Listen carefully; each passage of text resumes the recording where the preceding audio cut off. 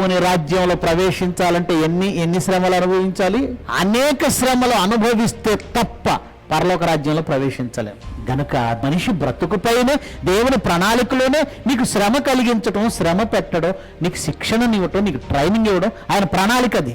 వీటన్నిటిని బట్టి మనం షార్ప్ అవుతాం, బంగారం అవుతాం, స్వచ్ఛమవుతాం.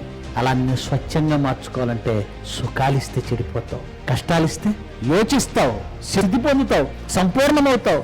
అలా నిన్ను సంపూర్ణం చేసి తన దగ్గరికి తీసుకోవడం దేవుని ప్రణాళిక. మనిషి బ్రతుకుపై దేవుని ప్రణాళిక, ఆయన సంకల్పం. మనం ఆయన దగ్గరికి వెళ్ళడం, ఆయన ముందు నిలబడడం, ఆయన ముందు ఉండడం, ఆయన ముందు పరిశుద్ధులుగా, నిర్దోషులుగా ఉండడం. పరిశుద్ధులు అవడం అంటే ఒక్కసారి రాదండి. అది మేము బాప్తిజం ముందు చేసుకున్నాం, పరిశుద్ధులు అయిపోయాం అనకండి. యేసుక్రీస్తు రక్తం చేత కడగబడిన నీవు అప్పటికి పరిశుద్ధుడివే, మళ్ళీ పాపంలో పడతావు తర్వాత.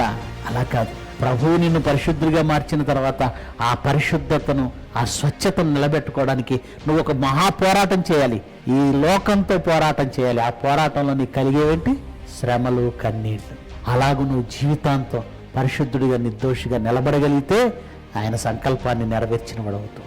ఆయన సంకల్పం నెరవేరడానికి శ్రమలనే ఒక ప్రణాళికను దేవుడు సిద్ధం చేసి మానవ బ్రతుకులపై పెట్టాడు. కనుక ప్రియులారా, కష్టం వచ్చినప్పుడు దేవుణ్ణి వదిలేద్దామని ఆలోచించకండి.